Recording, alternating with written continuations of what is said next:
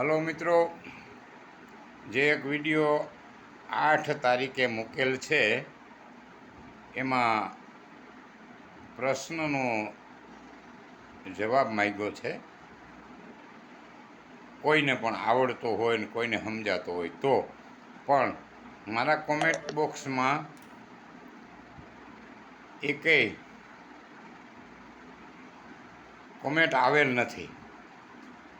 કાં તો કોઈએ સમજાતો હોય ન કરી હોય અને કાં તો કોઈને સમજાતું ન હોય. ભાઈ, હું એમ નથી કહેતો કોઈને ન સમજાતું હોય, સમજાતું છે પણ કોઈએ કદાચ કોમેન્ટ ના કરી હોય તો મિત્રો એ સંતોના શબ્દ છે, એનો અર્થ આજ તમને હું આ વિડીયામાં કહું છું. એમાં મેં મોકલ્યો હતો કે કોણ પંખી પાંખ વિના, કોણ ઝાડ મૂળ વિના, કોણ મોત કાર વિના અને કોણ સરોવર પાર વિના. આ ચારે ચારના અર્થ આજે હું તમને કહું છું.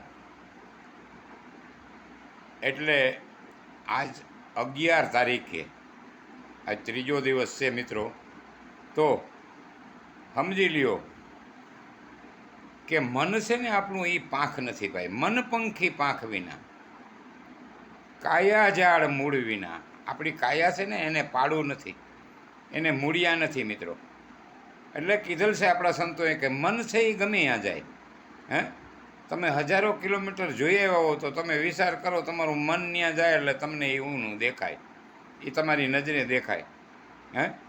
એટલે આપણા સંતો એમ લખ્યું છે કે મન પંખી પાંખ વિના, કાયા ઝાડ મૂળ વિના, નીંદર મોત કાર વિના. તમારે નીંદર આવી જાય એટલે મૃત્યુ અવસ્થામાં વયો જાય માણસ, એને પછી કાંઈ ભાન ન હોય, બેભાન અવસ્થામાં વયો જાય. એટલે સંતો એમ કીધું કે નીંદર મોત કાર વિના, એ કાળ ના આવ્યો હોય, સવારે પાછા ઉઠીએ. મૃત્યુ અવસ્થામાં વહી ગયો હોય પણ સવારે પાછા આપણે એવા નવા ઉઠીએ. એટલે એને એમ કીધું કે સત્સંગ સરોવર પાર વિના.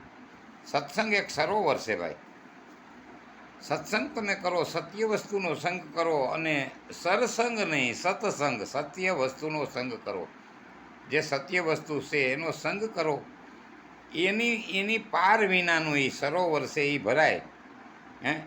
કાયમ તમે ગમે ત્યાં સત્ય વસ્તુનો, સત્ય બોલો, સત્યના શબ્દ કયો, સત્ય કરો, સત્ય કર્મ કરો.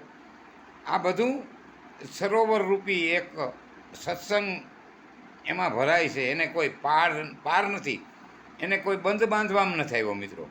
એટલે આ ચારે ચાર આપણા સંતો મહાન જે વ્યાખ્યા કરી ગયા એના અર્થ છે મિત્રો.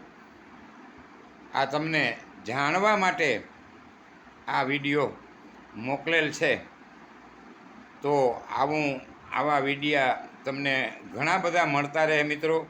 તમે જોજો, બીજાને લાઈક કરજો, સબસ્ક્રાઈબ કરજો, જેથી કરીને આપણા જીવનમાં જેમ ઝાડવું ઉગે ને માથે કોટો નવો ફૂટે ને આનંદ આવે, એવો આનંદ આવીએ મિત્રો.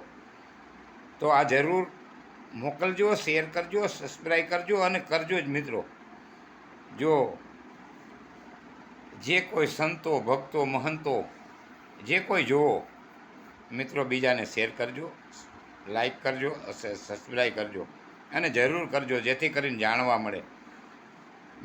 મને ઈશ્વરે કંઈક આપ્યું છે, એ તમને કંઈક આપવાની મારી ફરજ છે.